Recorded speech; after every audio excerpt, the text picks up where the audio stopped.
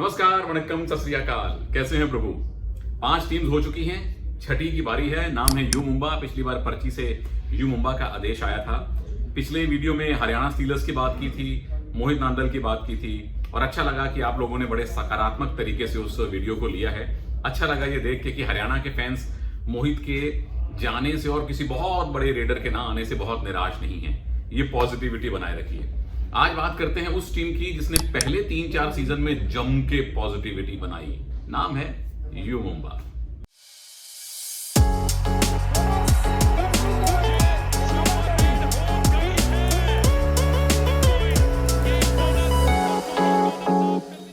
अब यू मुंबा का स्वॉट एनालिसिस करने से पहले टीम का जरा हालिया प्रदर्शन देख लेते हैं। सीजन 10 में 10वें स्थान पे रहे, सीजन 9 में 9वें स्थान पे रहे, सीजन 8 में भी 10वें स्थान पे रहे, सीजन 7 में आखिरी बार ये टीम सेमीफाइनल पहुंची थी जब टीम में फजल थे, जब टीम में अभिषेक थे, अर्जुन थे, वी अजीत कुमार यंग थे। उसके बाद से ये टीम टॉप 8 में भी नहीं आई है। इस बार टीम कैसी लग रही है, आइए उस पर नजर डाल लेते हैं। रेडिंग में आपने सबसे बड़ा नाम अपने हिसाब से जो लिया है वो है मंजीत दहिया। बड़े दिलचस्प रेडर हैं। साथ में आपने जफर दानिश को रिटेन किया था, वो ऑलराउंडर्स में आएंगे। स्टुअर्ट सिंह करके आपने एक नए रेडर लिए हैं जो राइट रेडर हैं, कन्याकुमारी से आते हैं, जहां से जीवा कुमार भी आते हैं। उसके अलावा आपने शिवम को लिया है जो चौथा सीजन लगातार यू मुंबा की तरफ से खेलेंगे। पिछले 3 सीजन में रफली 70 के आसपास उनके रेड पॉइंट हैं। फिर सतीश को आपने लिया है, सतीश कन्नन, ये भी तमिलनाडु से आते हैं। फिर आपने विशाल चौधरी को लिया है, राइट रेडर हैं और ये खेलो इंडिया गेम्स के स्तर से निकल के यहां तक आए हैं। एम धनासेकर को आपने लिया है जो राइट रेडर हैं, वो भी तमिलनाडु से आते हैं। अजीत को आपने लिया है जो लेफ्ट रेडर हैं, जो न्यू यंग प्लेयर हैं। तो काफी सारे यंग रेडर्स इस टीम में दिखाई दे रहे हैं और बहुत सारे तमिलनाडु से दिखाई दे रहे हैं। ये एक रोचक बात है। डिफेंस में प्रो कबड्डी की गोटेड कवर्स की जोड़ी सुनील प्रवेश की जोड़ी इस टीम में आ चुकी है। सुनील 1 करोड़ प्लस में गए, प्रवेश बाद में आए, लेकिन जोड़ी बन गई और in all likelihood Sunil he team के कैप्टन होने चाहिए। फिर आमिर गोरबानी को ले लिया जो ईरान के लिए एशियन गेम्स खेले थे, ये भी राइट कॉर्नर खेलते हैं। आशीष आपके पास हैं, राइट कवर हैं। रिंकू हैं आपके फर्स्ट चॉइस राइट कॉर्नर। साथ में बिट्टू हैं जो पिछला सीजन खेले थे रिंकू की इंजरी के बाद। फिर आपके पास दीपक हैं जो एनवाईपी हैं, लेफ्ट कवर खेलते हैं। गोकुल अनन को आपने रिटेन किया जो राइट कवर खेलते हैं, आपने पहले इन्हें खेलते देखा है। उनके पार्टनर मुकिलन लेफ्ट कवर हैं। सोमवीर गोस्वामी लेफ्ट कॉर्नर हैं। लोकेश लेफ्ट कॉर्नर खेलते हैं, एनवाईपी हैं। और सनी हैं, ये भी लेफ्ट कॉर्नर खेलते हैं, ये भी एनवाईपी हैं। 2 ऑलराउंडर हैं, एक तो है आमिर मोहम्मद जफर दानिश, पिछला सीजन खेले थे यू मुंबा से, ईरान के हैं। और साथ में शुभम कुमार, वो जो यूपी कबड्डी लीग में खेले थे, लेफ्ट के रेडर हैं और सेकंड मैन से अच्छा डिफेंस करते हैं। ये है टीम की संरचना। गुलाम रेजा मजनदारानी साहब टीम में वापस आ गए हैं। इनफैक्ट पिछला सीजन भी खेले थे। जीवा कुमार और केसी सुतार साहब अब टीम के साथ नहीं है, जबकि अनिल चपराना की यू मुंबा वापसी हो गई है। पहले मुंबा में थे, असिस्टेंट कोच, चीफ बने, फिर पटना गए, फिर वापस आ गए। अब बात करते हैं मुद्दे की, वो है स्वॉट एनालिसिस। स्ट्रेंथ, वीकनेस यानी चुनौतियां, अपॉर्चुनिटी और स्ट्रेटेजी यू मुंबा की क्या रहेगी और अंत में इन पर्चियों पे नजर डाली जाएगी कि अगला स्वॉट एनालिसिस कौन सी टीम का होने वाला है। सबसे पहले स्ट्रेंथ की बात कर लेते हैं। मजबूतियां क्या है यू मुंबा की? नंबर 1, सबसे बड़ी मजबूती ग्लेयरिंग, जो चिल्ला के कह रही है कि मेरी मजबूती देखो, वो है सुनील प्रवेश की वापसी। ओवरऑल डिफेंस भी अगर मैं देखूं तो राइट कॉर्नर में रिंकू का रहना या आमिर गोरबानी का रहना या बिट्टू का रहना काफी मजबूती देता है। लेफ्ट कॉर्नर में सोमवीर ने बुरा काम नहीं किया था पिछली बार, बट ओवरऑल अगर आप डिफेंस देखें, सुनील प्रवेश ही डिफेंस को चलाते हैं, डिफेंस तगड़ा लग रहा है। हालांकि पिछली बार महेंद्र सुरेंद्र की जोड़ी थी, वो इतिहास की बात है। नंबर 2, मंजीत दहिया को आपने लिया और वो कंसिस्टेंट खिलाड़ी हैं। अब इनके आंकड़ों पे नजर डालिएगा, बड़े दिलचस्प खिलाड़ी हैं ये। सीजन 6 में पहली बार आए थे, पटना पायरेट्स की तरफ से खेले थे, 102 पॉइंट। सीजन 7 151 पॉइंट, तब ये पुनेरी पल्टन में थे। सीजन 8 167 पॉइंट्स, तब ये तमिल तलाइवास में थे।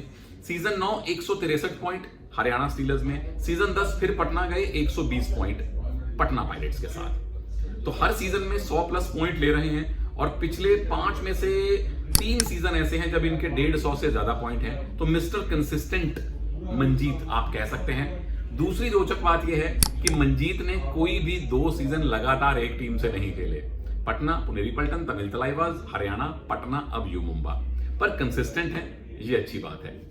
और तीसरी मजबूती इस टीम की इन्हीं के साथ जुड़ी हुई आती है कि ये ओवरऑल मुझे एक यंग टीम लग रही है भविष्य के लिए, जिसमें आपके पास सुनील परवेश के तौर पे अनुभव है, मंजीत के तौर पे अनुभव है और बहुत सारे न्यू यंग प्लेयर्स के साथ साथ ऐसे यंग खिलाड़ी हैं जिनको लेके एक फ्यूचर की टीम बनाने की कोशिश कर रहे हैं कोच साहब। चौथी मजबूती मुझे राइट कॉर्नर में लग रहा है कि प्रॉब्लम ऑफ प्लेंटी है। रिंकू फर्स्ट चॉइस होंगे, लेकिन आमिर गोरबानी को आप कैसे बाहर बिठाइएगा जो एशियन गेम्स खेल के आए हैं। बिट्टू भी आपके पास एक विकल्प है, तो डिफेंस में ऑप्शन होना अच्छी बात है। मुकिलन और गोकुलनन की जोड़ी कवर्स में है जो ऑब्वियसली सेकंड चॉइस रहेगी, सुनील खेलेंगे, तो डिफेंस में आपके पास वैरायटी और साथ में बैकअप काफी है। मजबूतियां हैं प्रभु तो चुनौतियां भी हैं प्रभु।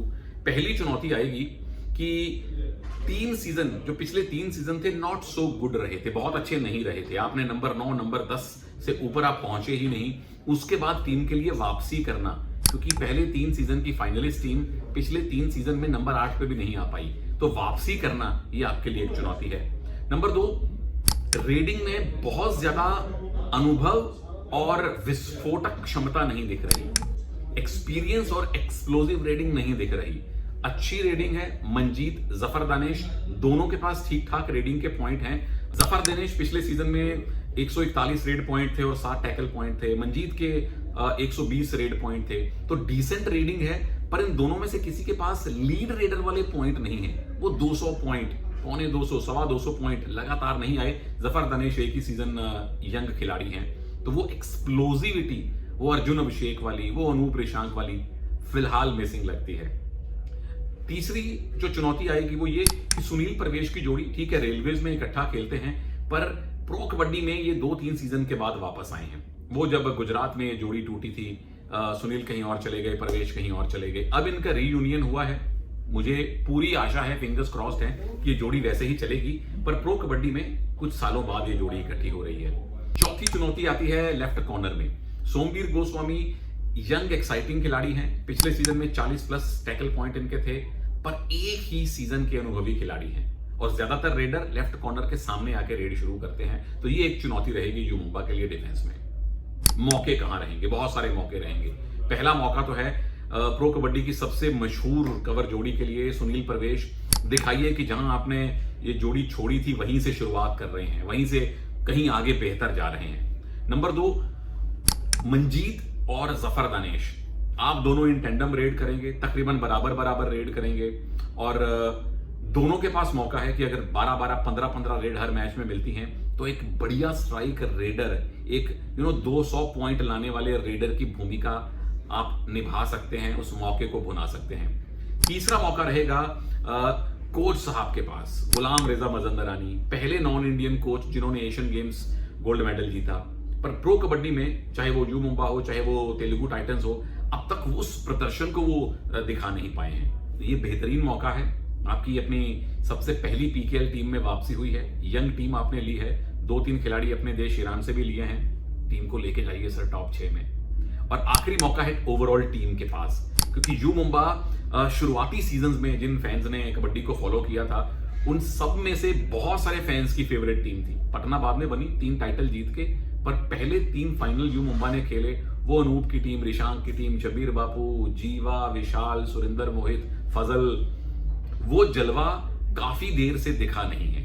तो टीम के पास ये बेहतरीन मौका है, आपने यूथ टीम बनाई है, यंग टीम बनाई है, अपने फैंस को वापस खुश कीजिए। चौथा पॉइंट है स्ट्रेटजी का, रणनीति क्या रह सकती है इस टीम की। पहली चीज तो मुझे ये लगती है कि कॉर्नर ठीक है, एक तरफ सोमवीर ज्यादा अनुभवी नहीं है, रिंकू चोटों से जूझते रहे हैं, पर जिस टीम में सुनील और प्रवेश की जोड़ी बन जाए तो ये 2 खिलाड़ी ही डिफेंस को गाइड करते हैं। फिर कॉर्नर इनिशिएट करे, चाहे लेफ्ट का चाहे राइट का, उन्हें मालूम है कि ये जोड़ी आके चाहे इधर से सपोर्ट दे चाहे इधर से सपोर्ट दे, ये जोड़ी आपके लिए खड़ी हुई है। तो सुनील परवेश के होने का फायदा ये है कि डिफेंस आपका खेलता है अग्रेसिव।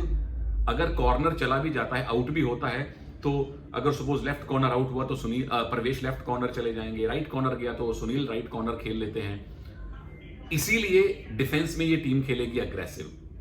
रीडिंग में मुझे लगता है कि आपको फुल अग्रेशन के साथ स्टार्ट करना चाहिए, क्योंकि जब डिफेंस मजबूत हो, 4 में से 3 डिफेंडर कातिलाना हो, ओवरऑल डिफेंस अच्छा हो, तो रेडर्स को फिर खुला खेलने की आज़ादी मिलती है। और मनजीत सफर दोनों हर रेड में पॉइंट लाने की कुव्वत रखते हैं। अगर ये कॉम्बिनेशन चल निकले तो ठीक, नहीं तो बाद में फिर आप सेकंड या थर्ड रेड पे आके खेल सकते हैं। ये मेरे लिए यू मुंबा का एक छोटा सा प्यारा सा स्वॉस एनालिसिस था। आप बताइए टीम की मजबूतियां और चुनौतियां आपको कैसी लग रही हैं, टीम कैसी लग रही है, जरूर नीचे बताइएगा। और अब आया वो पल जिसका आप इंतजार कर रहे थे। ये बची हैं कुछ पर्चियां,